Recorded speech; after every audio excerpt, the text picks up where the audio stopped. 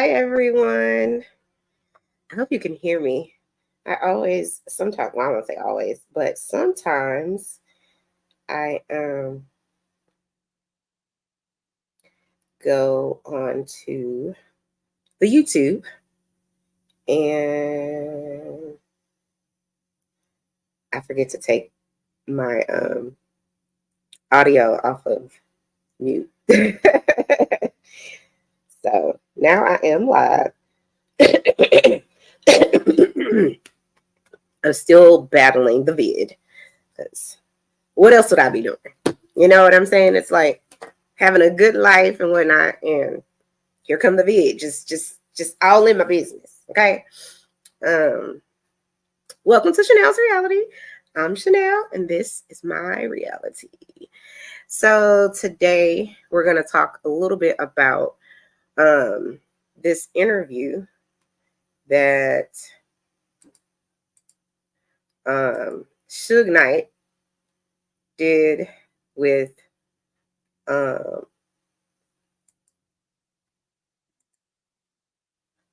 it's like he went on this channel. It's called PDB podcast, and for whatever reason, Suge discloses that he wants to he wants to have, I don't know, I wouldn't say he wants to have an interview, because if you want to have an interview, it's kind of like you're going to be interviewing the person. And in this case, these people seem to be interviewing Suge. And I find it very interesting that Suge wants to be interviewed by these people. I find that very, very interesting because Suge don't even like Diddy, to my understanding. He doesn't even like Diddy. So I don't really get why he is choosing to talk to these people. But listen, I'm always here for the greater good. So if whatever he's going to say is going to somehow help, I doubt it, because you can't trust criminals. I'm just saying. And what I mean by criminals, I'm not talking about somebody that, okay, so there's all kinds of criminals, but I'm not referring to someone who went to jail for having a little bit of marijuana, although I am totally against DRUGS's, was hella against the marijuana for most of my adult life, or all of my childhood. Because I remember going to school and this one girl was like, everybody does the marijuana. And I was looking at her like, I don't. But all right, girl. And I think what she meant was her environment is full of people who do that. She doesn't know anyone who doesn't. Well, I'm like, well, you know me. So now you know one person. But I was hella judgmental about that until probably about 8 to 10 years ago. I saw this documentary. I don't know what it was called, but it was talking about there was this one guy, and I feel like he had the same illness that, is it Michael J. Fox, where he like shakes? I forget exactly what that illness is. Let me look it up.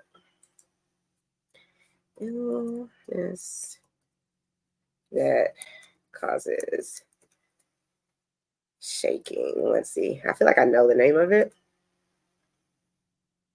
Parkinson's. Yeah. I think that's what Michael J. Fox has. And so when I saw this guy on this interview go from a person who literally was shaking all the time like this, and then they gave him, I don't know if they gave it to him in a pill form, because I didn't see him, smoking. But when they gave it to him, I would say, I mean, you never know with the magic of editing, if he immediately stopped the shaking or if it was a progression, but he stopped. And I was like, after that, I was just kind of like, there's a medical purpose for it, so let these people out here use the medical purpose. But many states now have the marijuana legal. And I'm of two minds regarding that, and then we'll get to Suge. But my mind, the two minds that I am of, one, I'm in favor of that because of what I witnessed, right? But on the other hand, well, and then also too, I've never heard anyone passing away.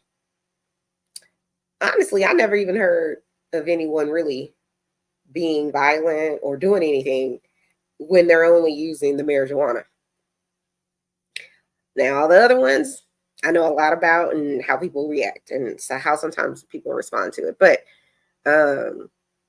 when I saw that, my judgments kind of like laxed a little more. I do think it is a gateway, DRUGS. So, you know, be careful. But the other part of it is why I'm somewhat in support of it. I would never do it. I would never open a shop or anything like that.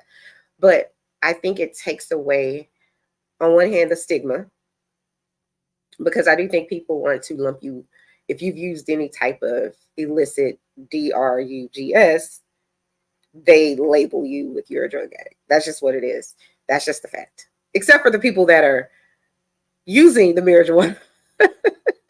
Because those people, listen, I have never met, ever in my whole life, I have never met a person who uses the marijuana that if you object in any way to the use of it, that hasn't said to me something to the effect of, well, they try to explain away. It doesn't really do anything. And it's like, then if it doesn't do anything, why are you using it? That would be like me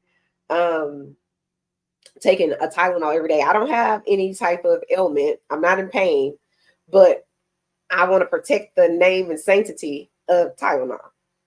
It's like, I don't need you to explain it to me, but I feel like they want to differentiate themselves from the harder substances. So there's that. But I feel like, last thing, I do think that the other reason I would agree with it is because beyond the stigma that it, I think on some level removes from a certain sector of people who just are going to judge you within an inch of your life, no matter what happens.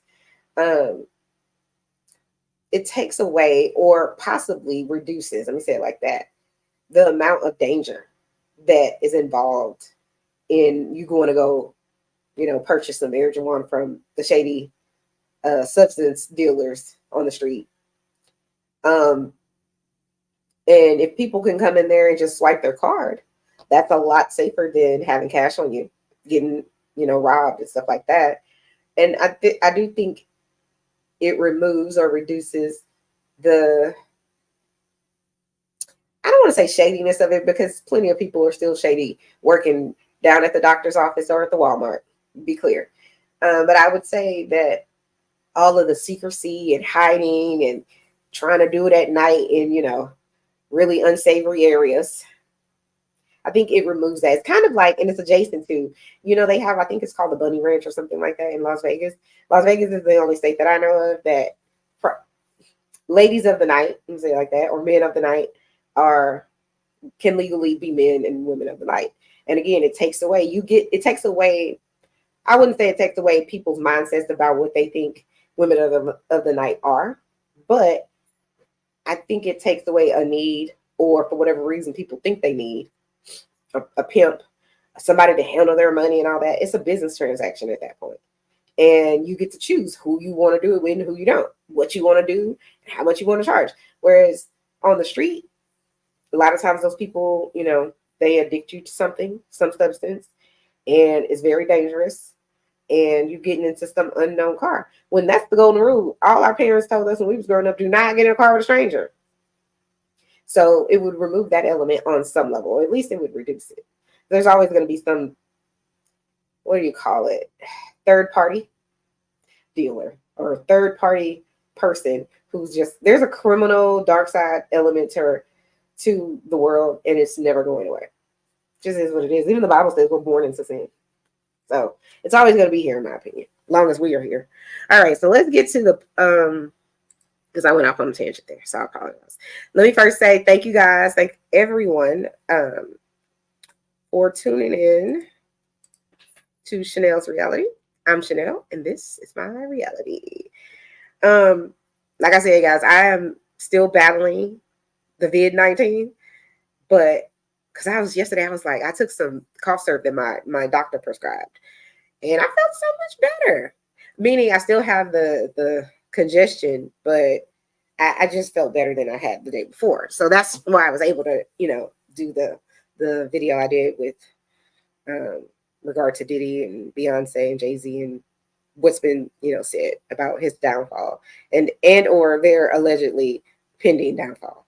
Supposedly, according to Sloan Bella, is coming via the end of 2025, 2016, meaning that's when it's supposed to start. So we'll see. But right now, I found it very interesting that Suge Knight is doing a video with this podcaster guy. Vincent Oshama or Ohana or something like that is his name. So let's take a listen to what it is Suge has decided he's disclosed.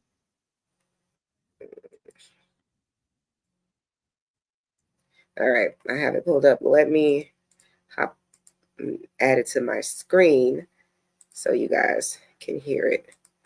So here we go. And then we're going to chat about it. The Cat Williams podcast with Shay with Shannon Sharp. Did you watch the whole thing? Well, number one, that's family. At the same time, I'm in the penitentiary to watch that. But I heard about it like the whole world did. I heard it was a great interview. Now, let me ask you, Suge, your experience with Cat. If for the audience, you and Cat have hung out, who is Cat to you? Is he a stand-up guy, good friend, relationship guy that you could trust? Oh, I can trust him. Okay. And I don't say that about too many people, but at the same time, oh, please. Cat who he is. And if you really want to understand Cat, I can roll with that. He on tour right now. Go buy one tickets per roll and you won't hear it all. He's going to tell the truth. So that's the best way to find out about Cat.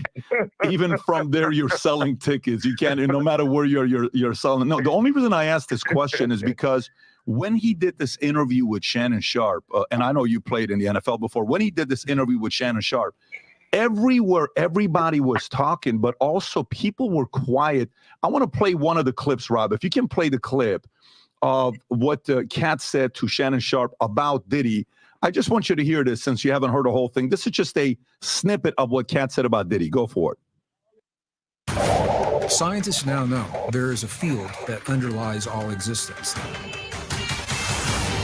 It's estimated that millions of people worldwide have had a near-death. The events is all catching hell in 2020. His per roll, you gonna hear it all. You're gonna tell the truth. So that's the best way to find out about Cat. Even from there, you're selling tickets. You can't, no matter where you're selling. No, the only reason I asked this question is because when he did this interview with Shannon Sharp, and I know you played in the NFL before, when he did this interview with Shannon Sharp, everywhere, everybody was talking, but also people were quiet. I want to play one of the clips, Rob. If you can play the clip of what Cat said to Shannon Sharp about Diddy. I just want you to hear this since you haven't heard the whole thing. This is just a snippet of what Cat said about Diddy. Go for it. The events is all catching hell in 2024. It's up for all of them. It don't matter if you Diddy or whoever you is. TG Jakes, any of them. All lies will be exposed. That's all. And anyone who takes that the wrong way, know why they take it the wrong way. Now, when this came out, he went after, Diddy. He went after TDG. He went after a lot of people in the space.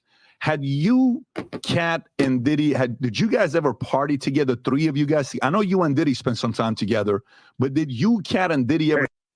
Listen.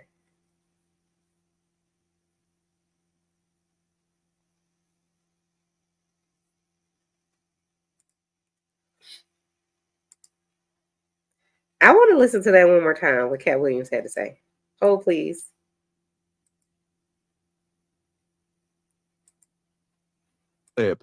Of what Cat said to Shannon Sharp about Diddy. I just want you to hear this since you haven't heard the whole thing. This is just a snippet of what Cat said about Diddy. Go for it. Big deviants is all catching hell in 2024. It's up for all of them. It don't matter if you Diddy or whoever you is, TG Jakes, any of them. All lies will be exposed. That's all. And anyone who takes that the wrong way, know why they take it the wrong way. Child, what? You know what? I feel like Cat Williams spoke a word. He was like, listen, he is a little power force. He was like, and anybody that takes that the wrong way, know why they taking it the wrong way. Listen, I'm here for it. Get them together, Cat. Look, let's listen to this one more time because I love it. I'm here for it. Everywhere, everybody was talking, but also people were quiet. I want to play one of the clips, Rob. If you can play the clip of what Cat said to Shannon Sharpe about Diddy. I just want you to hear this since you haven't heard the whole thing. This is just a snippet of what Cat said about Diddy. Go for it. Big deviants is all catching hell in 2024. It's up for all of them. It don't matter if you Diddy or whoever you is, TG Jakes, any of them. All lies will be exposed. That's all. And anyone who takes that the wrong way, know why they take it the wrong way. Yes, honey. Now, when this came out, he went after, Diddy. He went after TDJ. He went after a lot of people. Okay. Let me be clear. Let me clear up whoever this guy is that's on the screen right now. I feel like it's the poorest choice of words by saying he went after. He didn't go after anybody. Telling the truth is not slander. Telling the truth is not defamation. Shout out to BJ Investigates. Go over to her channel. She over there investigating all kinds of stuff. Yeah, it's not. Because I tell the truth about something, whatever that might be, and I'm not saying what Cat Williams is saying is the truth. I don't know. I wasn't there. Okay. But to reframe it as if Cat is attacking these people is gaslighting. That's what it is. He ain't attacked nobody that I saw. He sat up there and told what he said is his truth, period. Now, I will say, when he said TD Jakes, any of them, I was like, whoa, what is happening? What is happening? Sure. Okay, let's finish listening. Sorry. The space. Had you, Cat and Diddy, did you guys ever party together, three of you guys? I know you and Diddy spent some time together, but did you, Cat, and Diddy ever spend time together? I'm not gonna say I never had a threesome. I damn sure ain't had no threesome with no men. So you talking about have me and that's not what I'm asking. Threesome hung out together. What you trying to do? I mean, have you shit, not me. Well, listen, that is becoming every day something new pops up where it's no longer a surprise nowadays. And your telephone number is monitored and recorded. But I guess the question I'm asking is, did you Cat and Diddy and Cat ever hang out where? And the reason why I'm asking this, where you actually personally witnessed some of the accusations that Diddy is having, saying the fact that he had cameras in the room. This okay. But listen, thing I'm gonna tell you, we from two different worlds. Number one, him and I. Number two, I'm the guy they didn't want to invite to those parties, and I'm glad of it. I've never been happy to be left out of my life, but at the same time, I'm not the guy who's in for Puffy's downfall. But I am the guy who supports the victims who got victimized, right? But at the same time, whatever the situation is, everybody knows it's wrong. And I don't think he can get punished as hard as a regular person because, he used to be an FBI informant for a long time, they say.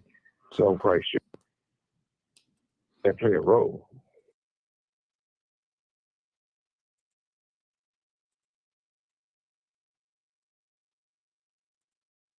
Y'all think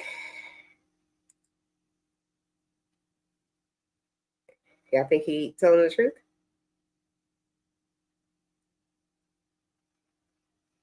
Y'all think Suge's telling the truth? Put in the comments if you believe what Suge Knight is saying to be true. Because this is the thing. Can you trust the criminal? And I'm not talking about, like I said earlier, the guy that had some marijuana in his car that time and he went to jail. I'm not talking about them. I'm talking about Suge Knight's been accused of unaliving a man, I believe, allegedly, with a vehicle. So probably it's it's different in each state, but it's probably considered vehicular homicide. So I don't know. What do they always say? Don't trust the. I'll say it like this: people in jail or incarcerated. Let me say it like that, especially long term. They have an incentive if they have a long term sentence to get maybe some leniency or reduced sentence when they supposedly talk to investigators or anybody in the police force or another attorney, whomever, about cases that may help them win in court. So I take everything this man says with a grain of salt. That being said, just because you've been to jail doesn't technically mean you're technically a criminal. You may have been found guilty in the court of law by a jury of your peers, but those people don't know you. They're looking at what is being presented to them in court and supposedly are using the law to apply to their skills or their thinking when they're going to either find you guilty or not guilty. And there's people that have been in prison for a very long time and they were not actually guilty. DNA has helped a lot. But that being said, he did work in the entertainment industry, specifically the music industry. So I would say he has some experience in that arena, but experience doesn't mean you're an expert, and it certainly doesn't mean that you're telling the truth. However, let's continue on listening to what Mr. Knight has to say. Okay. You're saying, asking the question, me, Cat, and Puffy, we had no reason to be hanging out. Me and Cat, and not me and Puffy. So that's that. Got it. So you're saying Diddy's an FBI informant, and he's been one for many years. How would they say? Nothing ever happens, but it's still, like I say, it ain't my business. Well, I said that because anybody else gaffered up quick, fast, in a hurry. But, the most important thing about this is that with me, you got some people who will have an opinion on something either they weren't a part of or they weren't there. And I never want to be that type of person because, it's only so many people who had Tupac or seen Tupac or talked to Tupac. And I feel that way because I often hear so many Tupac stories from people who never met him, people who wasn't around. Then you had the ones that if they worked at McDonald's and they took Tupac orders, that don't mean they know Tupac. Or you was doing security or wherever, that don't mean you know the man. All these people been benefiting and capitalizing on trying to put the man down or lie on him or tell some stories that they weren't there or they know anything about. Because I don't think none of these people are psychic. And I'm not. You know what happened to the last psychic bitch? She ended up, whoever her name was, the fake roster boys. You know what happened to her when it all went bad. So I don't like to speculate. So I just tell the truth how it is. Now, from your perspective, though, you actually spend time with Diddy. When you used to go to New York, you would spend time with him, and he would spend time with you. When he would come, you guys would go hang out together with obviously other peers. Did you notice anything around Diddy where you said this is a little bit, obviously there's a woman, you're having a good time, you're partying, you're doing your thing, but did you ever see anything where it was out of line where you said, I think this guy likes men, or I think he likes certain things that's a little weird? Vernon Central High School, how may I help you? I'm calling to help you, actually. Sorry, guys. Really? Well, all due respect to Puffy, you got to realize one thing. He didn't start off like that. I'm quite sure somebody taught him that, and that's more deep in the industry. You guys who got involved with a lot of people who was their mentors, instead of having a guy to mentor your own father, they was having these guys they mentored. And when that happens in the industry, they was done to them, they do to the next person. So I felt that Puffy was a regular, normal guy. And then when he started hanging with the guys in the industry, they did things to him. And then allegedly he did things to Usher. It goes on and on. But we got to stop this pointing the finger at the person who gets caught with their hand in the cookie jar. Where did it start from? And see, people don't want to touch on those angles that they started being the major executives who run these labels. So you guys want to speak on the people who got thrown on the bus, the sacrifice lamb. Okay, well, that's actually very insightful for you to give that perspective. So if you're saying what Diddy did to Usher or what Diddy did to Bieber, that we've seen these videos, not necessarily what he did, but the stories where he's living with them at 13. If he was their mentor, who was Diddy's mentor? We know some of the big names. I'm just curious if you have any names. You don't seem like somebody. Well, for number one, regular, normal guy. And then when he started that, I'm quite sure somebody taught him that. And that's more deep in the industry. Hold on. Around Diddy, where you said this is a little bit, obviously there's a woman, you're having a good time, you're partying, you're doing your thing. But did you ever see anything where it was out of line, where you said, I think this guy likes men, or I think he likes certain things that's a little weird? Well, all due respect to Puffy, you got to realize one thing.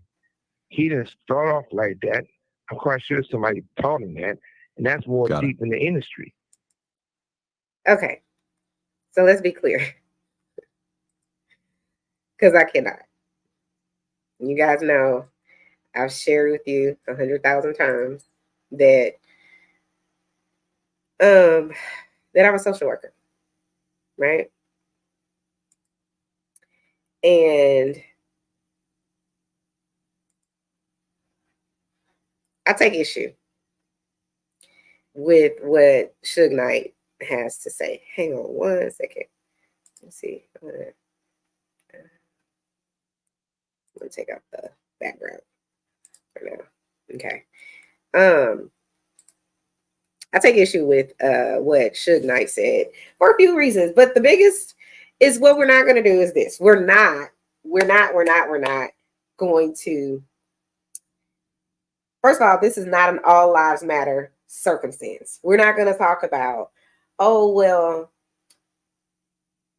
I don't really know if we really can blame, and I'm paraphrasing because this is what I heard Suge Knight say. These are not his words, but this is how it resonated with me, right? So to me, this is what Suge Knight said to me, to his audience, and to these people on this podcast. I'm not a fan of Puffy, but all due respect, there is no respect in my mind based on the allegations in the many lawsuits that Sean Diddy, Shitty Combs, Diddy Dog, whatever. The allegations are egregious. That videotape CNN played of him violently attacking Cassie, who's trying to get away from this shitty Diddy guy. We're not going to be like, okay, well, and I'm not saying he excused it, but he did. He didn't say, here's the excuse, but he gave him an excuse. He gave him a way out. Basically, it's like, well, I was attacked too. I was mistreated too. So therefore, how do you expect me to do anything other than do the same things to other people, especially other artists or people in your purview who are believing or hoping that because they're in contact with you, because you've given them a deal or that you have promised them a deal, that absolves him of all of the criminal activity that's been alleged against him in these lawsuits. We're not going to let you out of it and have an all lives matter moment. I'm not doing it. I don't do that over here on Chanel's Reality. Come see about me. She doesn't do that. She's real intelligent, very intelligent. Okay. So she doesn't do that. Listen, my motto is this. We're not blaming anyone except the perpetrator for the egregious crimes associated and accused in Cassie's lawsuit, in that lawsuit that girl made about the dream, in the lawsuits against any of these savages. We're not doing that. The person whose fault it is that these people were attacked are being sued. It's the perpetrator.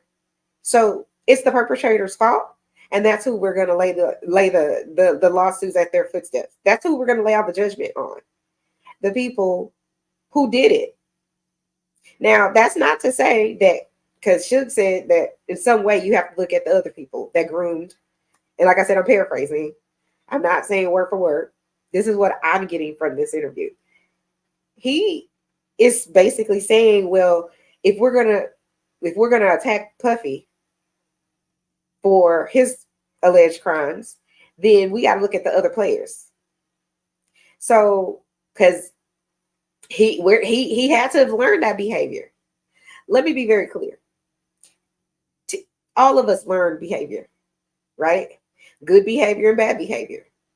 It is a choice you're making to participate or engage in terrible, narcissistic, egregious behavior. That is a choice. No one is making you do that. And when I say no one, I'm talking about no one is forcing the perpetrator to go and participate in egregious acts. Mm-mm. You are a whole 50-year-old plus man. And at the time, probably mid-20s, because I think he started working, I think PBD started working for Uptown Records in his 20s, I believe. After his, I think, sophomore year at Hampton University, I believe he went to. If he didn't go to Hampton, I'm sorry, Hampton, but I'm pretty sure he went to Hampton and didn't graduate. And that's no shade, but he didn't. Is my understanding. It's what's been reported. You say it like that. And everything on Chanel's reality is, and everything associated with my YouTube channel is, in my opinion, is for entertainment purposes, and it's all alleged. So let's be clear. But today we're going to be talking about Suge Knight's conversation when he called in from prison to talk to the PBD podcast show regarding Diddy and others. But right now I'm talking about Diddy. So I don't like this statement that Suge is making, because it's the same statement. It's akin to the people who say, it's like saying that, you know, we need to take a hard look at, from his words, Clive Davis, because that was Diddy's mentor, right? We're going to take a hard look at Clive Davis, which I'm not opposed to looking at Clive Davis and all the gatekeepers, okay? Or all the alleged sick people who are part of the entertainment industry. It's a savage industry. It just is what it is. I'm not saying that we shouldn't look at it. I 100% agree. We should look at all of these gatekeepers. 100%. We should. Not knocking that standpoint. What I'm knocking is the distraction of his statement, right? So it's sort of like, it's like saying,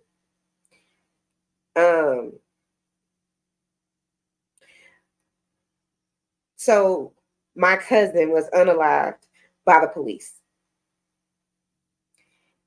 It's like going on, watching Fox News, have a commentator, like, what's that O'Brien's name? It's a whole bunch of Megan, what's that other lady's name? She got fired from, I think, CBS or ABC or somebody when she got her new show on there. I think her last name is Fox. No, it's not Fox. It's something. Anyway, she worked for Fox. But it's like saying those people taking what happened to my cousin being brutalized or unalived by law enforcement and said, well, we don't know what happened before that. Or when there's a misjustice that happens and it involves police brutality in my people, what tends to happen is people want to talk about, oh, well, you know, why are you focused on this one incident when we know the whole entire police force is crooked? Well, we all know that. Be clear. That doesn't mean every single officer is, but it's just a corrupt system of brotherhood. It's the epitome of what happens in Vegas stays in Vegas. That's what, in my opinion, that's what the police department is. I'm not saying everyone has that same viewpoint that's the police officer. I'm not saying that, but I'm saying the understanding and the consensus is, if you see your partner or another fellow officer do something that's criminal, like unaliving an unarmed Black man or woman or child or whomever, the principal consensus is we're going to back the cop. We're not going to speak negatively about this person under no circumstances. That is the unwritten rule that everyone is aware of. It's the unwritten rule that everyone's aware of. Everybody's aware of it. You, me, the public, everybody. The police officers, they know. It's a club. So instead of focusing on the egregious behavior of that particular fictional police officer that I'm talking about, because I don't have a cousin that's been unalived by a police officer. But what happens is the narrative becomes, because we don't want the police to be under attack. We don't want to say that this officer did this. We want to say it's Black on Black crime. What about all the crime in your neighborhood? It's very interesting to me. I don't ever hear them say that. So, like, you know, I'll give you an example. The Menendez brothers, we all know that they were convicted of unaliving both of their parents, right? They weren't taken to jail initially. They weren't even considered initially. Nobody is walking around talking about how that was white on white crime. They're not going to associate what the Menendez brothers did to their mom and father, unalive those people in their home. They're not going, the media is not going to associate what the Menendez brothers did with all of the rich people and all of the rich white people that live in the Menendez's neighborhood. They're not going to do it. They're not only not going to do it there, they're certainly not going to do it globally. They're not going to do it in your state or your city or your county. They're going to say, that was those people. That was that bad apple. That's what's going to be said. Because we can't associate that type of evil, let's call it what it is, with all white people or all law enforcement or all rich kids that are not people of color. We can't associate that with all of them. But we're gonna associate Suge Knight with all Black men. We're gonna change this. We're gonna change the topic. It's a distraction tactic. We're gonna say, you know, that's how all those people are. They will never say that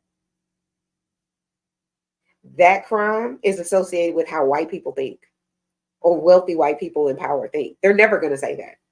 They're going to say that's those greedy young men who took out the fact that they wanted their family's wealth and decided to unalive them. That's what's going to happen. That's what's going to happen. That's what Suge Knight is doing, in my opinion. He's saying the obvious. We know that, I'll say it like this, in my opinion, whatever's allowed in the entertainment industry, all the debauchery that goes on, we're aware that the debauchery is going on, right?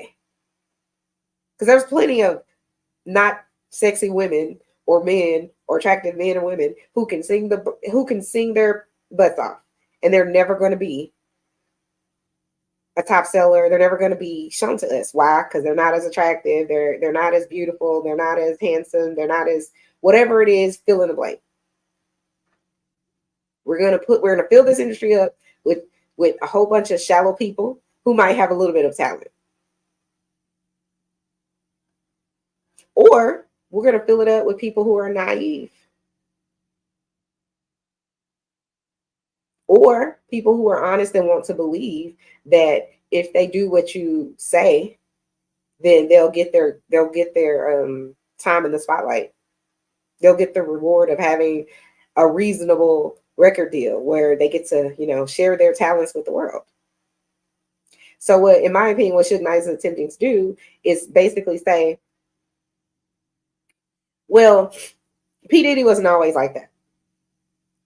His mentor turned him into that. So here's my problem with that statement. Okay. You are not ever going to turn out a heterosexual. You're not.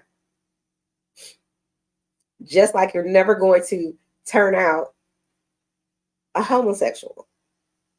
Here's what I mean by that. If you're heterosexual, it does not matter how many times you have been, let's just say hypothetically, what's the right word? There's so many words you can't use on YouTube, but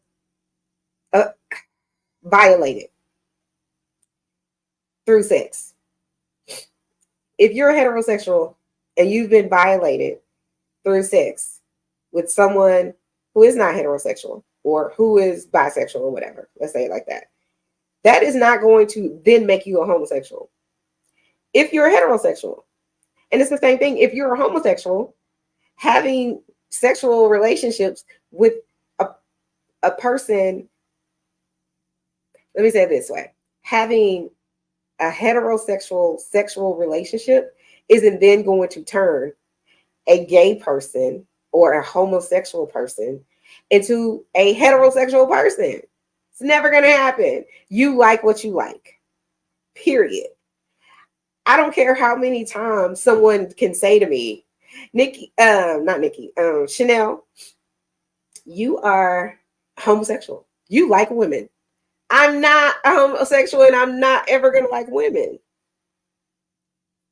It's not going to happen. Now, that doesn't mean for, let's just say, because he's going to talk about Usher here in a minute and what supposedly happened or allegedly happened when Usher was sent to go live with P. Shitty Diddy Combs. So when he was sent over there, allegedly, I think he was there for a year. From my understanding is because Usher's voice changed or something happened with his record deal. They were basically like, and I'm paraphrasing, if you don't go to the Diddy camp and go live with him, then your record deal is off. We're not going to promote it. We're not going to give you any money towards it. We're not going to do anything for it. So you can go over there and please him, essentially, who isn't an R&B singer at the time, and he's still not one. So why do I need to go see him? He's a supposed producer, but he's not going to be able to teach you how to sing. It's not like you're going there to have a camp, like band camp, and he's going to teach you how to handle your voice and use it. And, you know, that's not what you're going over there for. It's clear to me through the interview he did with, that Usher did with, I forget that white man's name. He's like a shock jock. His name, I feel like, starts with an H. Y'all will put it down in the comments for me. But when he went on when he did that radio show, podcast, whatever, he was just kind of like, I saw a lot. He didn't disclose it. So to me, that says there was debauchery going on. Either that or there's an NDA in place.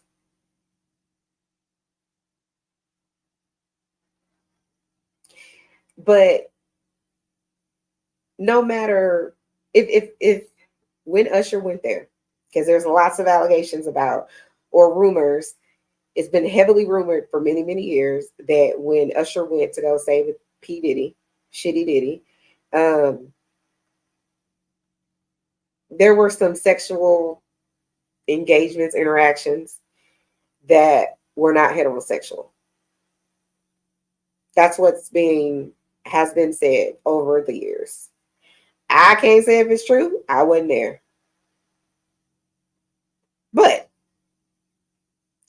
if Usher went over there and was a heterosexual, whatever P. Diddy did to him, if it wasn't heterosexual behavior, it's not going to make Usher suddenly a homosexual.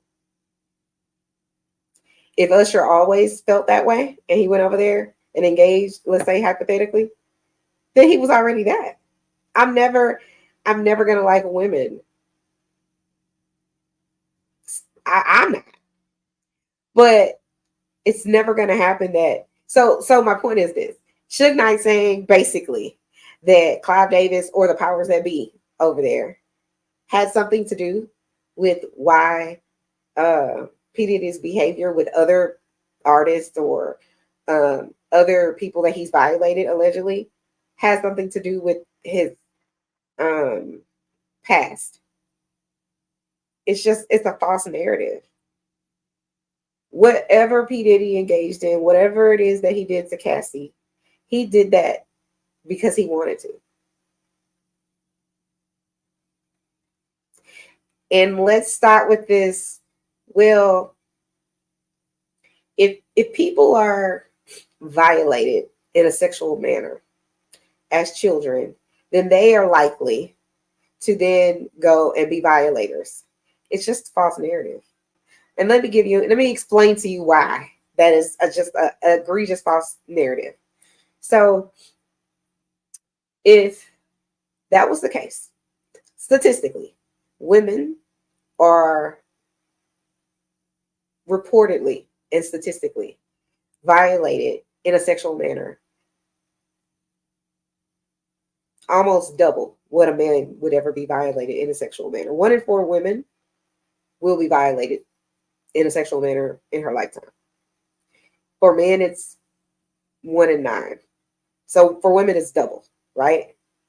So if you got double the amount of women in the world who will be attacked in a sexual manner in their life, why don't we have a whole bunch of reported abuse from women? Why aren't all these women who've been abused running out and abusing other people?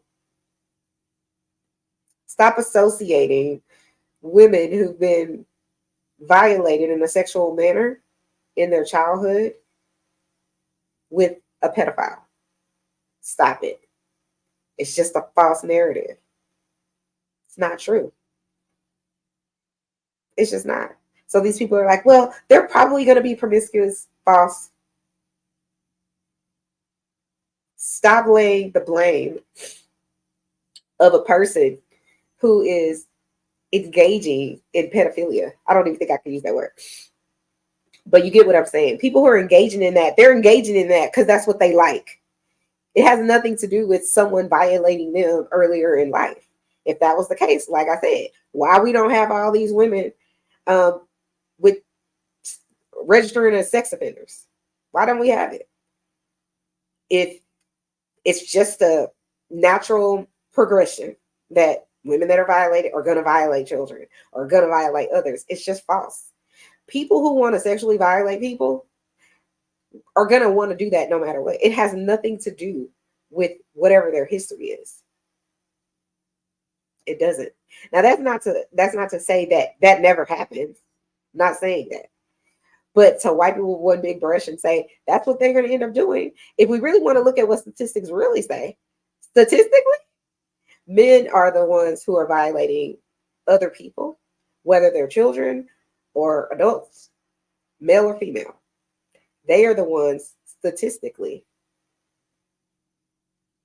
who are violating people in a sexual manner. It just is what it is. That's what the statistics say. Go read some empirical data. I promise you I've read it. I've worked in it. So I know exactly what I'm talking about. I'm not saying I know everything. Obviously, I'm one person. Can't possibly know everything. But I know a lot about that system.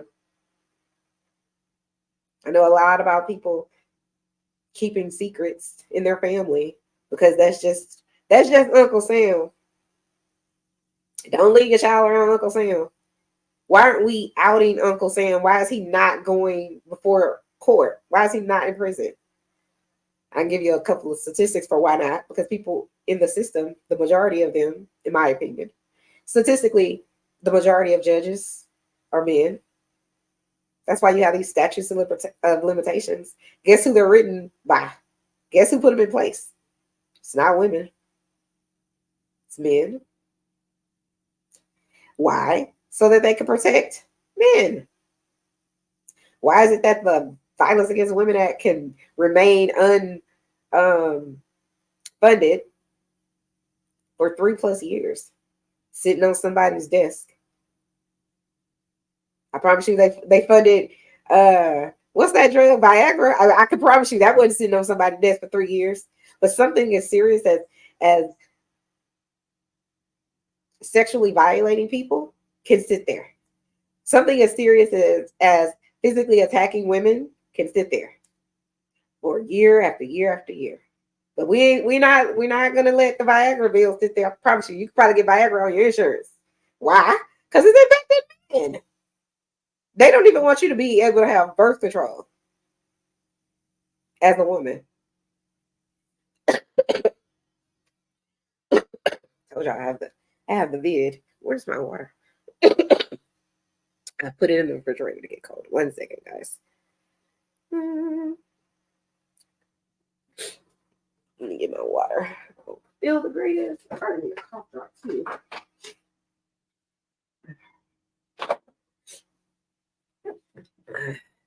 Okay, I'm back.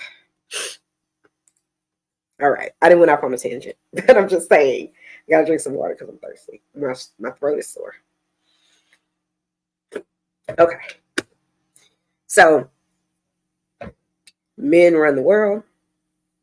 If we're just being honest, they have made the majority of the rules, and that's why we have statutes of limitations that protect perpetrators. Because what do you need a statute of limitation on sexual assault for? I'll wait. Ugh, sorry, I'm trying to sit on my leg. Hold on 1 second. Let me stop my cam. Oh, my goodness. Okay. Okay, sorry, guys. Take another little drink of this water, okay?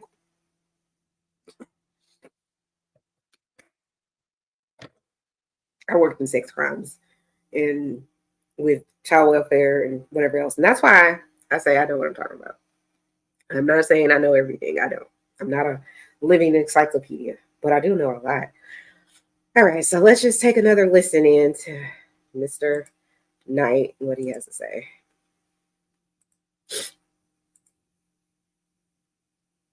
You guys who got involved with a lot of people who was their mentors, instead of having God to mentor your own father, they was having these guys they mentors. And when that happens in the industry, it was done to them, they do to the next person. So I felt that Puffy was a regular, normal guy. And then when he started hanging with the guys in the industry, they did things to him. And then allegedly, he did things to Usher. It goes. Pause right there. So when Suge is saying, you know, he basically is doing what happened to him, what does that have to do with anything? If you want to say, you know, in one segment of whatever it is that you're talking about in this interview, you want to say that, you know what, Sean P. Diddy, Shitty Diddy Combs was violated, and that is a tragedy.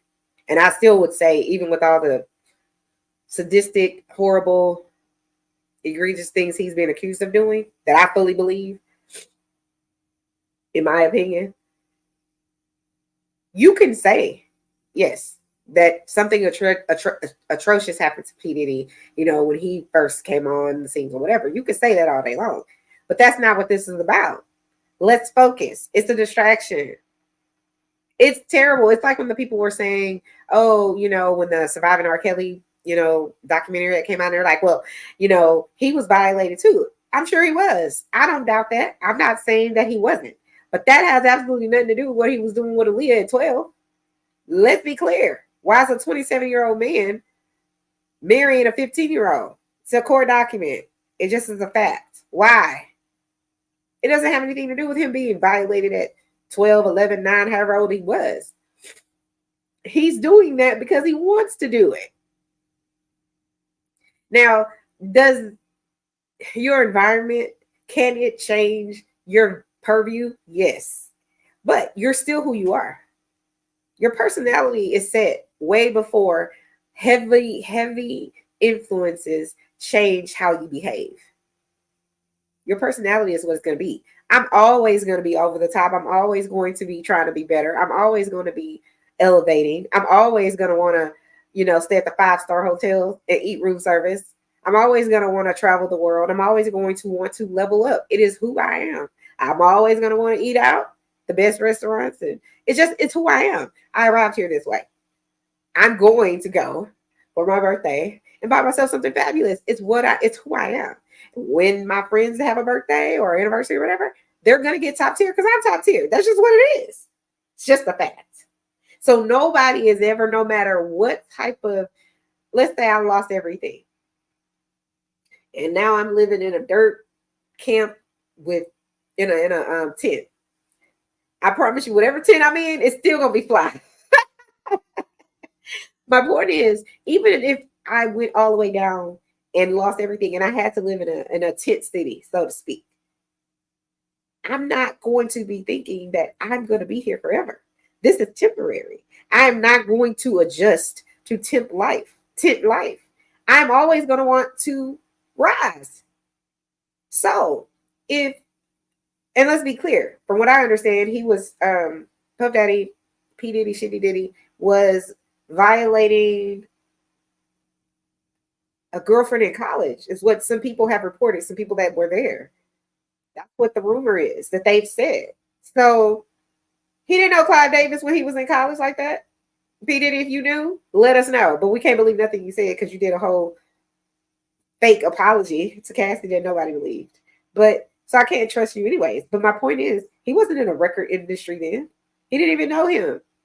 So how is this influencing his behavior? He was already having egregious, terrible, violent behavior. He said in an article, the reason people call him Puffy or Puff is because when he was a child, he would get all puffed up when he got mad. He didn't know Clive Davis. So why are we having a conversation about that? Because you want to distract people. You want to change the topic. You want to overhear. Now, if you want to say, Mr. Suge Knight, that if you want to have a conversation and have a podcast meeting with this guy and you want to say, hey, listen, I want to expose Clive Davis because these are the things he did to Puffy, that's a totally different topic, subject and topic. But I don't like the way you're pairing it with what Puffy has done or is alleged about what he has done, what people are accusing him of in these lawsuits, because it's irrelevant. And it's not changing over here on Chanel's reality. I'm Chanel, and this is my reality. And it's not changing. I am not in any way saying that nothing ever happened to him and that I don't believe Clive Davis did something to him. I 100% believe something happened. I don't know what exactly, but I believe something happened, right? I believe it. But it doesn't have anything to do with why he was being egregious to these other people. Now, if Suge Knight wanted to make the argument that, you know, his other bad behavior, if we take violating people sexually out of the conversation and we just look at the other egregious acts, and he wants to say that Clive Davis told Diddy, or Diddy was shown how to basically be a criminal and stay out of jail, have that conversation. If you want to say Clive Davis influenced Diddy's bad boy behavior with throwing fits and having a hot temper and, you know, doing all kinds of egregious things in the system, and he learned that from Clive Davis, sure, you could say that. You could say that in the sense that if he kept getting in trouble, or people kept saying this man is doing this, meaning it's being reported what Puff Daddy's behavior was, and he saw that he was rescued or the charges were dropped or eliminated or the people were hushed and it never saw the light of day, and that's what he saw, and therefore his behavior kept going in that way, 100%. Have that conversation.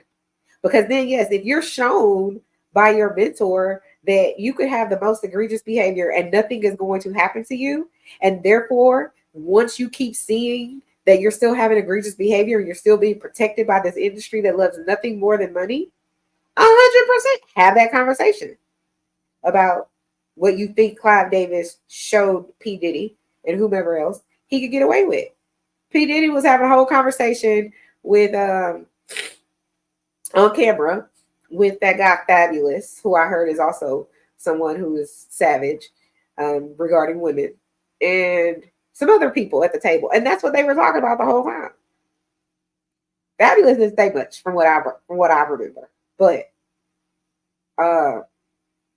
in that video, P. Diddy's like, yeah, I teach you how to do this and stay out of jail. Basically, he's saying, I've learned how to do all of these things and get my way and stay out of jail. That's what I heard him say. He didn't say that verbatim, but that's what I heard him say.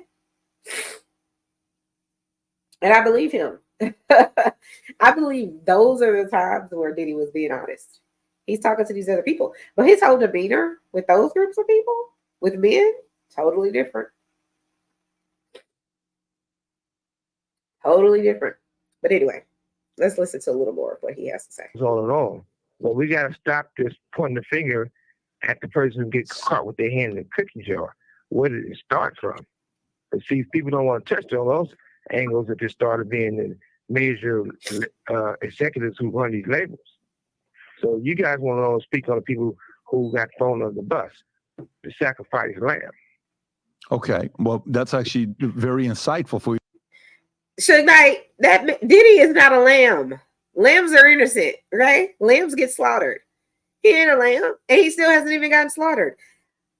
According to these court documents, according to these lawsuits, he, at least with Cassie, was doing this and getting away with it for 10 years. Please explain to me how you are egregiously attacking a woman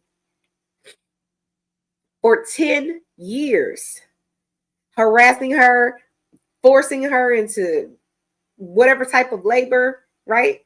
Sex or otherwise. How are you a lamb? Bad choice of words. Horrible. But I can't expect you to have that many great words. You know, you are calling in for prison.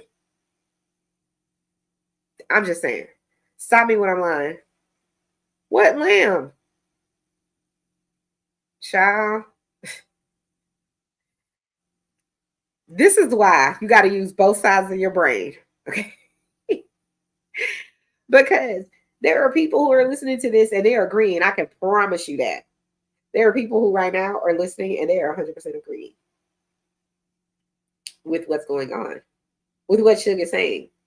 And there's the part of it that I agree with. I'm not going to take all of it away from him. I'm saying I disagree with this idea that we need to not only consider Puff Daddy, Puff Shitty Diddy, and his behaviors because he got caught, but we also need to catch everybody. It's never going to happen. It's never going to happen. We're never going to catch everybody. Because this is the thing. It's not this one monopoly. It's not this one entity. That's why I'm not only saying, that's why you keep hearing me use the word entertainment industry, right? It's everywhere. Clive Davis, P. Diddy, The Dream, Beyonce, Jay-Z, all of those people are in the music business. That doesn't mean that they aren't also in the clothing industry or the alcohol industry or television, but they are in the music industry.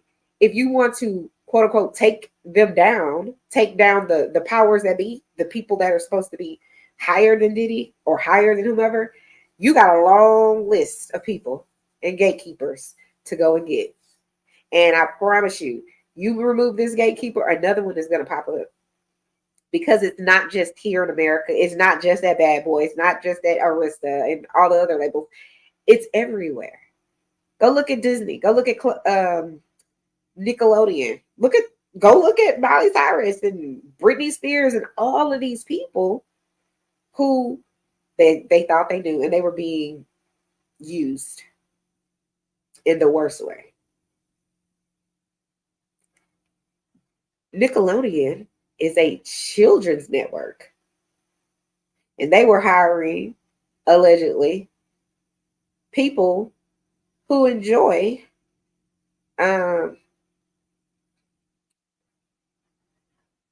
trying to have relations with children.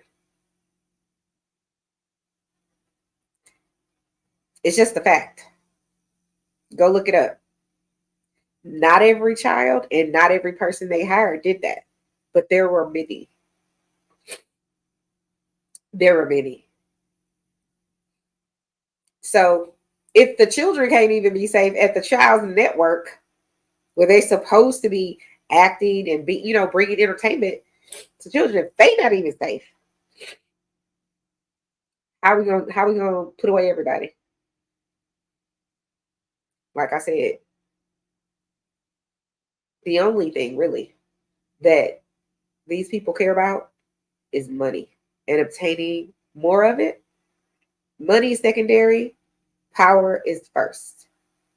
They have a whole lot of power, a whole lot of money, which allows you to have a whole lot of options and a whole lot of influence. Stop me when I'm lying about something. Mr. Suge Knight says that people were trying to buy his record label, Death Row Records, for $500 million, $700 million. I don't believe for a second anybody offered him $700 million, and he said no. Y'all believe that? I'll wait.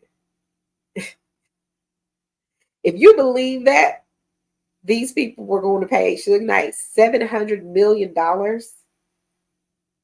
for Death Row Records simply to buy it because he was just that good of a producer or label owner, whatever it is. I have a whole lake, an island in the middle of the lake that I want to sell you in the Sahara Desert. Stop it. Knock it all the way off. Of course they were not doing that. I'm not saying they weren't offering him anything. But if you came from nothing or you came from the hood, because he says in this interview that his label was started with substance abuse money. That's what Suge said. Maybe it did. That's what he said. So if you came from nothing and you used your substance abuse money that you were selling to start your label, and you ain't never had over $50 million or $100 million, you're saying to us out loud out of your mouth that the powers that be were offering you almost $1 billion for your record label and you turned it down? Knock it off. Knock it all the way off. Listen, I'm not a dummy. I don't believe that. No, I don't. I ain't saying if you believe it, you are a dummy, but I can't. I can't with the malarkey. That's what it is. It's malarkey. No. What person would do that? Do you know what type of power you have when you have almost $1 billion? You can silence almost anyone. Be clear. Diddy had almost allegedly what did he say? Almost, I think he was supposedly worth $900 million. And that doesn't mean he has $900 million in the bank, but with assets and property and whatever he's owned, maybe. But I don't think that was his money. I don't think he had access to it in that way. If Suge had that type of pool, and he's turning down $900 million or $700 million or whatever it is that he said, he would not be sitting behind bars. I can promise you that. So he's sitting behind bars, but Puffy not. Make it make sense. Because allegedly he was involved in other livings. There's a lot of people in Puffy's arena or orbit that are not here anymore. And lots of them seem to be unalived or no longer here, no longer living because of some sort of heart attack. Healthy people. Make it make sense. To give that perspective. So if you're saying what Diddy did to Usher or what Diddy did to Bieber, that we've seen these videos, not necessarily what he did, but the stories where he's living with them at 13. If he was their mentor, who was Diddy's mentor? We know some of the big names. I'm just curious if you have any names. You don't seem like somebody. Well, for number one was Clyde Davis. And you got to understand one thing. Sure. If Death Row, when I started Death Row, you got to remember one thing. I didn't have no co-founder, nobody else. So I started that company on my own and grabbed Dr. Dre. At the end of the day, it was like this. When you have, say, Universal is one big company. Doug Morris is the man at the time. Jimmy Iovine's in. If Doug Morris give Tuffy a deal worth a whole lot of money, and the album didn't recoup, otherwise basically like flop didn't recoup, they're not going to give you no new money if they don't recoup the old money. But Puffy was able to go to the same umbrella and go to Jimmy and get just much even bigger check that Doug gave him, even though I have not recouped. Only certain people can get these type of favors. Now, in my situation, I do believe that. I didn't do anything to lose my company. I didn't do anything illegal to get my company taken away from me. They was able to commit fraud for my company, but it ends up to the hands of people who want to buy my company for $500 million, $700 million. I kept saying no, and then turn around, they can get block everybody and end up getting it for what, 20 or 30 million, which is crazy. If you add all that type of stuff up, and you'll see how the industry been built on the secret rooms. The people who don't participate in the secret room is the people who later on get burnt. The people who participate in those rooms, they continue to grow, even when they get caught. What's the secret room? Suge? I can't take it. What secret room? I believe him about now. This I do believe. I do believe that for sure. They're not really caught, but it ends up to the hands of people who want to buy my company for $500 million, $700 million. I kept saying no, and then turn around, they can get block everybody and end up getting it for what, 20 or 30 million, which is crazy. If you add all that type of stuff up, and you'll see how the industry been built on the secret rooms. The people who don't participate in the secret room is the people who later on get burnt. The people who participate in those rooms, they continue to grow. Even when they get caught, they're not really caught. Because obviously, Puffy knew they was coming to the raid. The security wasn't there. He used to have like 4, 6 Muslim guys doing security. They wasn't there. A lot of people wasn't there. How do people?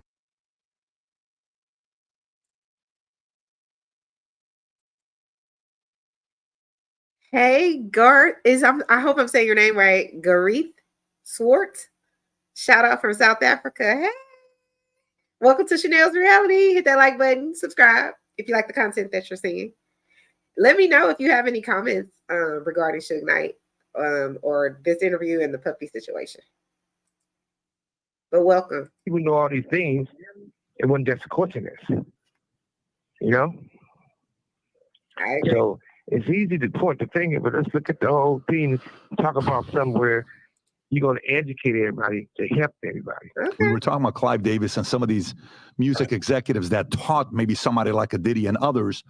Is Diddy at a level of being untouchable where he's protected, or is Diddy a target that they'll eventually put all the blame on him and make sure they get away with it free? Of course he's a... Do you hate leaving your pet behind? This is for you. If you haven't heard about Support Pets, this is your sign. Sorry, guys. I mean, he's definitely going to be the black motherfucker holding the bag. you gotta realize one thing. That boy life is dangerous. His life doesn't, he's just not dangerous with the shit they said he was doing, but he's in danger. He knows too much. One thing you gotta realize is he probably having a conversation right now with the higher ups and everybody else to figure out how it's gonna work itself out. Because he know all the secrets, and if he get to run his mouth, it could be a bad look. I look at it like the most important thing is the industry need to be built over.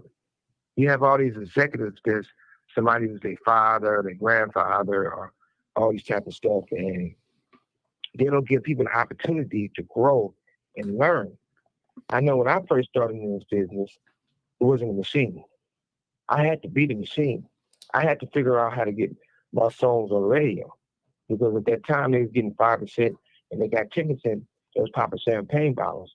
I went from 95% of the songs you hear on the radio was my songs into 97%. So you had to really do all this thing and really do the work. And once the work was known that it could be done, and I was generating the type of money for the people I was involved. This call and your telephone number will be monitored and recorded.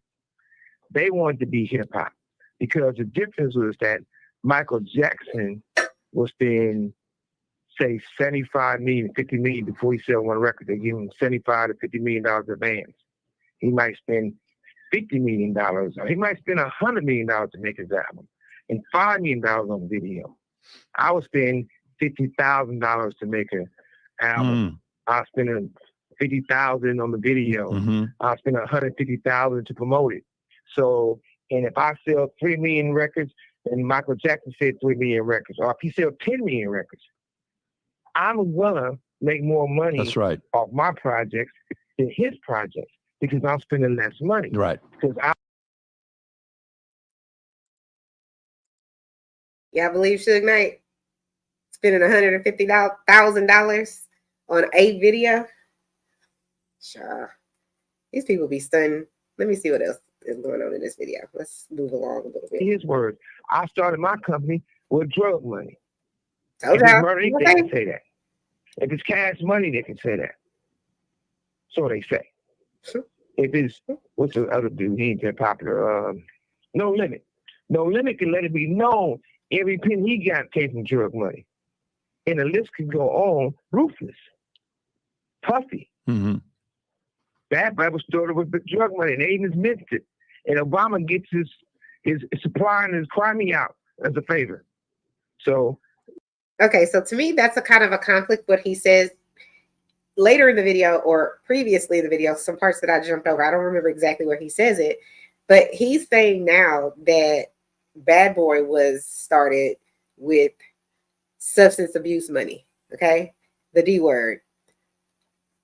But he also says that Diddy was able to get money from Arista, from Clive Davis, right? His mentor. So which is it? So is the reason that Diddy is so successful is because of whatever he allowed Clive to do, allegedly, to him as his mentor. And because Diddy supposedly, allegedly, decided, okay, I'll do that. Is allegedly what Suge Knight is saying is the reason that Puff Daddy, Shitty Diddy Combs, was able to advance in the music industry, was able to get the money to fund Bad Boy Entertainment. But it's which is it? Was it the DURGS money that funded Bad Boy Entertainment? Because that's what you just said. Or was it Clive Davis? Because it sounds like at some point Suge talks about, remember how he talked about the secret rooms and if you participate in the certain things, and I ain't saying that ain't happening. I don't know. I wasn't there. But it sounds a little odd to me that on one hand, you're saying that he was able to get his seed money or the startup money he really needed to make Bad Boy pop from Clive Davis and Arista Records or whatever it's called. Now you're saying he got it and all these other record labels, including his own, Suge Knight's own, was started with DURGS money. That's what you're saying. But I'm like, which is it? You can't say that's where it started unless you're saying Puff Daddy was able to get funding from Arista Records and Clive Davis because he did whatever favors. And he was also a hustler on the side. And then if you say he did both and he combined it and that's what led to, Bad Boy becoming super successful and having whatever amount of money that they needed to make Bad Boy the biggest whatever it is or make it super successful, then say that. Don't mince your words. Don't say on one hand he over here getting all this money from Clive, but to start his Bad Boy Entertainment. But then no, that's not really what happened. What really happened is he has all this drug street money, and that's why he was able to pop. You need to figure out which one. I'm just saying. Stop me when I'm lying about something. Look at this. All these people say that's how they started it. That's how they built it. That's what I'm the one they took through the ringer. And I didn't start my company in a certain way. That road was started with what I just said. Even when they came after me, they committed fraud, bankruptcy fraud, RICO, everything you think of. Girl. But since it was a machine that would get an artist before anyone else, they had to get me out the way. Not only will I get an artist from anyone else, I can take your artist and make him a star, a superstar that you couldn't do. A lot of guys get artists and bring their career down. I got the artist and made their career the best. Same way I did with Tupac. And Tupac stood for smart young man. That was already popping. Gifted young man and wanted to save the world. Eventually, it cost him his life. Eventually, you'll have guys who will speak about Tupac who never met him. They said it was with Death Row. Never were there. Or they might have been security for Death Row or the car wash in Death Row. They never met Pac.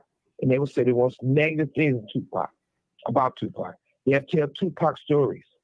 It's all designed to make these people feel they're the ones who's working for the industry who keep having the same old talent. A lot of people doing the same old songs, same old ass artists. It's like warm soup all over again. These opportunities to these younger generations who really are the best, who got the guy get talent. That's what we listen in the industry and fire all those old heads part of the secret society. You got executives. Secret society? Making more money than any artist or any label right now. You got Taylor Swift is popular, way popular. But you have an artist or executive at Interscope or Universal or any of these places, right? Child. Why do they got more security than Taylor Swift? She on tour busting her ass, and they making just as much money as Taylor Swift and got more security than Taylor Swift. That seems like something wrong with that picture.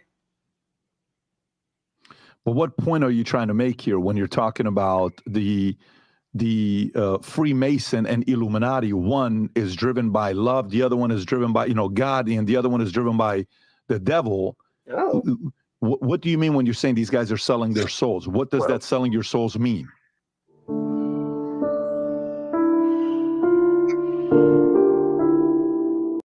Because most of the time when they go to these meetings at the major entities at these companies, they joke and talk about these type of things. And regardless they believe it or not, let me know in the comments if you guys believe that there is a such thing as Illuminati, that there are these secret rooms, that Clive Davis needs to be investigated and should be drugged into the light the way Diddy's being drugged into the light. Let me know too. Do you believe any of this that Suge Knight is saying? I think there's some truth in what he's saying. I don't think everything he's saying is a lie. I do think that some of what he's saying, I'm not saying it's not true, but if you work in that type of industry, even if you don't, even if you work at the local Walmart or you work at the local Sonic, you're going to know things about people that you work with. You're going to know things about that company that you work for. That doesn't necessarily make all of those things truthful. It doesn't make all the people that you heard it from truthful. But a lot of what he's saying is believable. I don't know that he saw it firsthand, is what I'm saying. I think he probably did see certain things. I wonder about Suge Knight. Because it's crazy, how we've heard that, Dr. Dre used to fight or physically batter women, specifically Miss Chalet. And I think she dated Suge Knight, if I'm not mistaken. And I think she said on Wendy Williams or somewhere. She said, I heard it somewhere. I think she said that he didn't do that to her, which kind of made me think, listen, they wrote over here. Hold on. What did they write about Mr. Suge Knight? Hold, please. What did I read it? Okay. I'm going to just share this with you guys real quick. Hold on.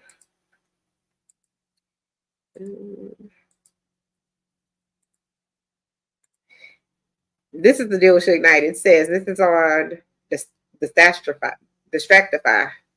I think it's how you say it. It says, anyone familiar with Suge Knight and his involvement in the East Coast, West Coast hip hop rivalry. Excuse me, I'm not. I still got the Rona. Okay. In the mid 1900s, knows that Suge Knight is not someone to mess with. I wouldn't want to mess with him. I don't even want him to know my name. Okay. As the founder of the former CEO of the Los Angeles-based Death Row Records, Knight ruled over the West Coast rap scene. The East Coast was handled by and the controversial Sean Puffy Combs, who founded Bad Boy Records in 1993. Their artists were caught in the middle. I believe wholeheartedly that, because I believe, I don't believe that Tupac and Biggie Smalls didn't like each other. I don't believe that. I think that in the end, Tupac didn't. Like when you watch that hit him up, and he's talking about how he was with Faith or his girlfriend or whoever it was, allegedly. That's what Tupac says in his Hit 'Em Up album. And then you later, after Tupac was pow-powed in front of a building where I believe Biggie Smalls or Notorious B.I.G. was at a meeting or there was something going on there, and I believe that's where the incident where Tupac was pow-powed with the pew-pew, I think 5 times or something like that. And then if you believe what the streets are saying, basically after that, the streets are saying that Puffy basically told Biggie Smalls, you need to make music, like diss music against Tupac, so that he could stoke the fire.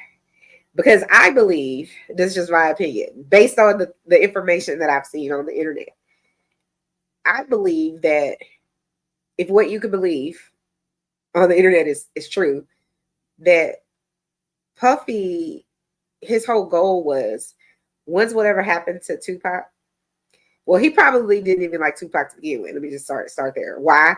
He's talented, he's handsome, he's a ladies' man, and all the dudes want to be him. It just is what it is. What did 50 Cent say? I want them to love me like they love Pac. It's just true. Tupac was that guy. He was that guy. Every woman is like, you hot. Because he's sexy, he's intelligent. Don't get me started. He can rhyme, and he talked about things in his music that were real, that let you know he's an intellectual, which in my opinion, Puff Daddy is not. Okay. So I think the ultimate plan was, okay, I don't like this dude, so I'm gonna get the guy on my label to write diss tracks about Tupac. And I don't like Suge Knight either, and that's his artist. And so now we about to have some East Coast, West Coast beef. Then at some point, allegedly, hires someone to unalive Tupac. What I will say is very mysterious to me is, how is it that Suge Knight, who my understanding is, I think, the only living witness, because he was in the car, how is it that someone pow-pows Tupac in a car, you're sitting next to him, and not one of the pow-pow pew-pews hit you? I find that unbelievable, incredible. I don't know, though. I wasn't there, okay? But I find that very suspect. I'm not saying Suge had anything to do with it, because I don't know that. I wasn't there. But it just is very suspect to me, okay? So I do believe that Mr. Shitty Diddy has something to do with that. Just my opinion, based on what I've read. And then after Pac passed away, unfortunately, 25 years old. What I would go back and tell my 25-year-old self. But anyways, height of his career. Then, allegedly, the streets say that Diddy's artist, Biggie Smalls, was basically about to leave Bad Boy, which at that time, although Puffy had a good roster of people who he had made superstars. He had Jodeci, he had Mary J. Blige. I don't know. There was at least 4. I know he had Total. I think he had 112. He had his roster of people was decent, because I like all of those people that I just named. Really, I like their music. And then the biggest star, in my opinion, was Biggie Smalls. And I think to be able to propel his career, he was like, I'm gonna take out Biggie Smalls too. It makes no sense. It's going against your own best interest, but you have to be a logically thinking person. It also makes no sense to beat your girlfriend within an inch of her life in a hotel hallway. But here we are.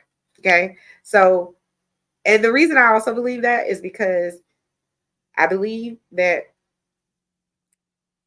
rumor that Big Papa was leaving. I do believe that. You go watch the Sloan Bella reading or whatever it is that she does about Biggie and Pac, you'll see why I come to that conclusion. Because based on what she says on her YouTube channel, Biggie Smalls was not a fan anymore of Puff Daddy. And I think sometimes you got to take people out when you're psycho like him, based on his behaviors that I saw on TV. He's a psycho, in my opinion.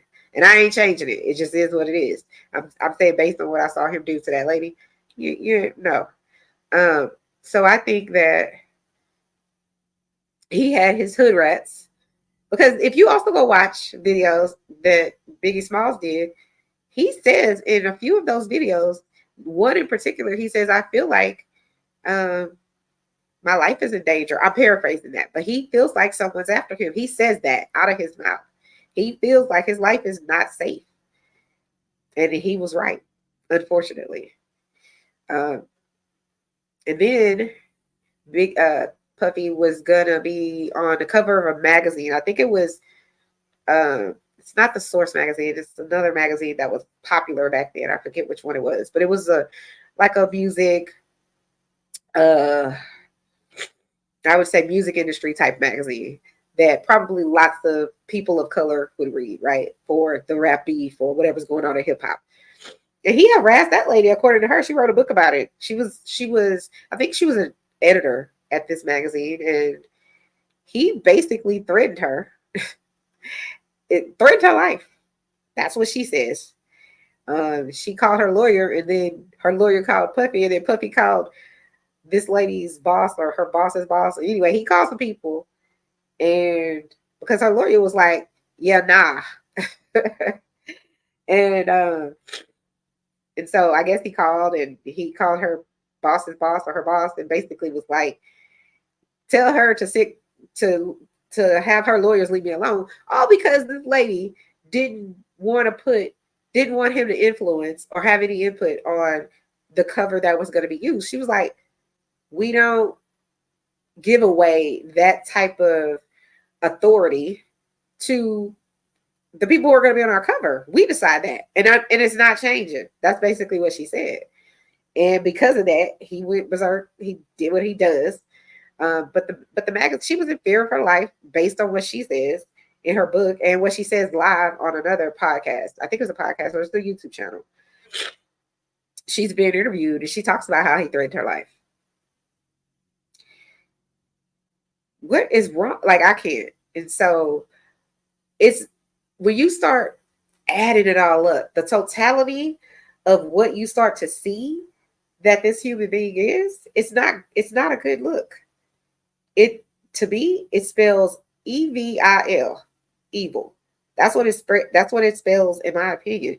You cannot have any type of, like, something is wrong with you when you don't have a level of empathy, when you can take out people simply because they're better than you at the craft and in the industry that you're in. To me, that's what he did. And then another magazine wanted to put, I think it was Rolling Stones, they wanted to put Biggie after he passed away, I believe, on their cover of the Rolling Stones. And Puff Daddy was like, nah, put me on there. Guess who's on there? Puffy. Sounds like some of the stuff Suge Knight was talking about with the secret rooms. Just saying. Because why are you on there? You didn't sell all those albums. Biggie did. But instead of putting who you have claimed your best friend is, you pray for him every day. You made a whole song about this man. We're going to be missing you. Then you put his, I think Faith had a child with Biggie Smiles, if I'm not mistaken. But if I am, I apologize for that. But I think she had a baby with him. So you make a song and you put her on it. This is the level of evil to me. If anything can be believed about all of the people in Diddy's orbit that are no longer alive and have passed away due to really strange circumstances, heart attacks and pneumonia, okay, allegedly. It's very sinister to think that this man, after he allegedly has his bestie unalived, allegedly, then hires his grieving widow or ex-girlfriend, baby mama Faith Evans, to sing on a song with him and then go in and perform the song. And I love, this is when I was like probably 15 years old, when he's on the stage dancing around singing Miss You. How sinister is that? That's like those people who you see on 2020 or First 48 or wherever it is, 48 Hours Investigates, who has kidnapped a lady, a young girl or whatever, a young lady, put her in the trunk, has unalived her, buried her somewhere, but they going on the hikes to look for her. That, missing you dancing around on the stage, to me, that's what that's giving. And I had no idea because I'm a teenager at home. Like, wow, that he's doing a tribute to his family, his friend, the guy that he believes is his bestie. Meanwhile, he knows exactly what happened to that man. That's my opinion. So Mr. Garth says, Suge is full of it. Although I do, there's definitely elite clubs, societies that are dubious in nature. 50 Cent always exposing them and the truth of the industry. I agree. I believe that there is some degree of truth to some of the stuff that Suge Knight is saying. It's just the timing of it. Suge Knight has been in jail, in my understanding, for what, a few years now? And now you decided you want to come and tell your truth because you behind bars? I don't understand it. It doesn't make any sense. You knew all of this before you went to jail. Why you didn't say anything? Maybe he just got time. Maybe he's just like, I got time today. I don't know. But I have to consider the source. And I'm not saying to believe anything this man says, but I think my personal opinion is I do think there is some truth to some of what he's saying. I do think that there are places in the world where true power, real power, is being moved around the table like dominoes. And I do believe you have to have a certain level of money and connections and influence to be at those tables, in those rooms. I believe that wholeheartedly. I believe the music industry or the entertainment industry is savage, and I don't believe that what we are shown as the public is anything like what it's really like to be in that industry. I have never in my life, and listen, not very old, but I'm not very young, but I've never in my life heard anyone come out and say, I love the entertainment industry. It is the best job you could ever have. I've never heard not one person, not one successful person or not successful person. I've never heard none of them say that.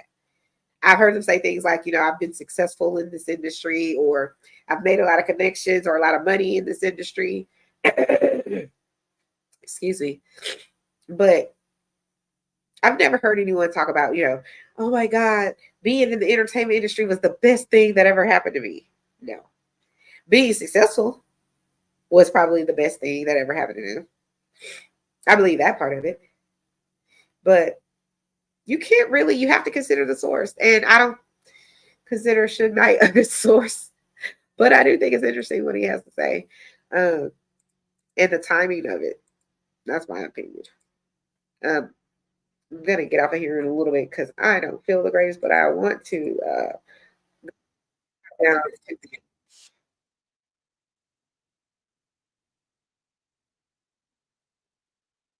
pop down to the end, towards the end, and we'll see what he has to say. And then I'm going to go ahead and get off of here, go take some medicine, eat my chicken tortilla soup, and lay down because I'm tired. All right. Oh, and if you're just now joining us, I'm talking today about Suge Knight, his interview that he did with a podcaster. The podcast is P for Paul, B for Boy, D for David podcast. It's episode 400, so you can go listen to it on your own. But let's listen to some of the stuff that he has to say at the end of this interview. So I'm not gonna play these people's whole entire interview. Okay. Training to him. I said, Doc don't have no motherfucking voice. You can't sell Donald Duck. And nobody can buy that. So he's like, I said, now, Christian and Andre, they're together.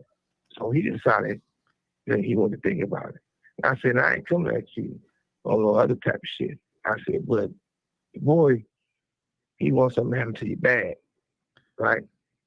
You say, nah, Andre never rejected me. I don't want to take care of him and bought him this and bought him that and put him on, basically. So I hold up. So I'm saying that I called. So when Andre answered the phone, I'm talking to him. I said, he getting ready to come up here now. What you want done again? He was like, man, shoot that motherfucker in the head, blow his head off, shoot him in the eye, take pictures of it. You don't got one of those things, you know, blah, blah, blah, for phone shit, you know. Get one of those portable cameras and let me see it. I want to see it, you know, blah, blah, blah. When I hung up that phone, I seen one of the saddest things I ever seen in a man. Whoa. I'm looking at Eazy, Eric, like, he said, I bought a car. I did all this for him. It wasn't for me. He didn't do nothing. And it's like he's trying to hold back the tears because he don't want to be embarrassed by me seeing him crying.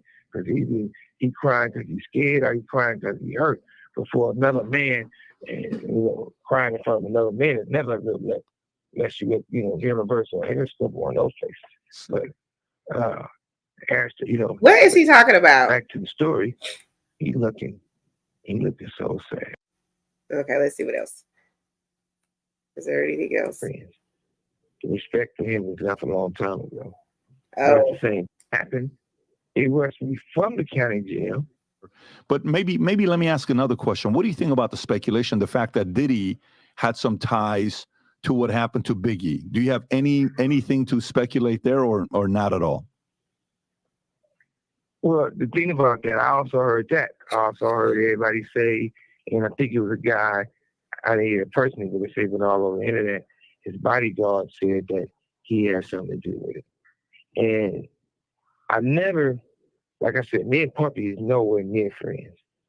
The respect for him was left a long time ago. But at the same time, it's a bad man. I don't give a fuck if it's me, him, you. Anytime you think you can play God and take somebody's life, that's a fucked up thing. Whoa. I might be a lot of shit. Uh-oh. One, it ain't smart being stupid, so I'm not stupid. Two, I don't got that type of nuts. You want to see another man lose his life and see this. You know, when you go to funerals and you see what the mothers go through, the family go through, I won't want to see no one go through that. Why is the interview looking down and around? I can't. It'd be crazy if somebody. I think he's uncomfortable. It's just a fucked up thing. And I can't say Puffy did it and Puffy didn't do it. I can't say because the cops did this and because the cops didn't do it. But what I could say 1,000%, I ain't had to do nothing but shit. And I'm not saying to clear my name and all that shit because my name is already what it is. And the best person I want to understand me is God. And if you want people to love me, because I love them. Child, listen, chime down in the comments. Let me know what you guys think. I encourage you to go watch the full interview. If you want to know everything Suge was saying. I don't know what to think about these people. It's a lot. But I can tell you one thing, I don't trust none of them. if I'm being honest. Please, if you have not already, please like, subscribe, and share my videos. Comment below. Let me know what you guys think about this interview, what you guys think about Sean Shitty Diddy Pitty Combs. Do you think he's going to jail? I don't think that man's going to jail. If he's protected by these people in these rooms that Suge Knight's talking about, I don't think he's going to jail. If he goes, because this is the thing, the real reason I don't think he's going to jail. If he goes, it won't be for the reasons we think, like brutalizing women or any of the freak off stuff. I don't think that is going to put him in jail. Because any good lawyer, defense attorney, is going to poke holes in the prosecution's case, and they're going to say, these people came to these parties. If I'm his lawyer, and I wouldn't be, but if I was his lawyer, I'm going to say, these people willingly came to these parties. They were invited. You didn't have to go. You didn't have to participate. You chose to come. It was an industry party. You chose to come. So, all is fair in love and war. That's, if I'm his attorney, that's what I would say. These are consenting, informed adults. And they came because, be clear, none of these celebrities that went to these parties are going to go to court. They're not going to agree to nothing about going to court to say anything about Sean Diddy Shitty Combs. They're not going to. The only way that would happen, and I still think it's never going to happen, is if they are indicted themselves, or if I forget the term that they use, but basically the court subpoenas you. That's the term I was looking for. I don't really see any other way to get these people there. The third and last way would be, maybe something happened to them and they want to report it. Kind of like what happened with Cassie. But it would be the battle royale of attorneys and all the let's push it back and all of the we need more time and we're going to move around the court dates for all the whatever reasons. And then let's just say he got convicted of anything. They're going to let him out due to overcrowding. And let's be clear, he's not going to spend any time in there if he did. But what does make me think he will at least maybe possibly get indicted for something, and what I mean by that is get charged with something, is that raid. Whatever that district of whatever in New York, those people have a high conviction rate, one of the highest in the country. So they're not raiding you for no reason. But I do find it interesting that you're getting raided and you're supposedly protected by whatever the powers that be in the music industry or in the entertainment industry, and you somehow are not there. I find it very interesting. I find it interesting that nobody was there, but at least to my knowledge, what was reported was his children and that drug mule guy. I think he was there. There was nobody else there in that compound. What is it, like 20,000 square feet? Nobody else is there. I want to know what they found. But I also think there's going to be all kinds of redactions if there's any documents submitted, and there's going to be all kinds of, if he was indicted, there will be all kinds of petitions and all types of, when I say petitions, I'm talking about other attorneys, like defense attorneys, petitioning the court to move the dates, do this, to do that, that'll go on for years if he was ever charged or indicted. And it'll be outside of our because we have this 24-hour news cycle, and Kim Kardashian will show her bare ass or do something like that, and then the public's attention is going to be shifted, so we won't care. I would be very surprised if P. Diddy, if he ever got indicted and had a trial, that the public wouldn't even care anymore by the time it comes up. I don't think it'll be like OJ, that literally for 2 years, it was primetime TV, okay? I don't think that's going to happen. So anyways, like I said, let me know, chime down in the comments. Let me know what you guys think. And again, thank you for tuning in to Chanel's Reality. I will see you guys next time. Much love. I'm going to go try to get myself better with some tortilla soup and some medicine. And chime down in the comments and let me know what you guys think. Till next time, y'all have a good rest of your day. Protect your peace. Talk to you later. I am hungry. I should not be hungry. Oh, I'm going to make a cheesecake. That's what's happening before I go to sleep. I'm making this cheesecake. Understand me? I make really good cheesecake, but I'll put it on the YouTube so you guys can see it later. Bye.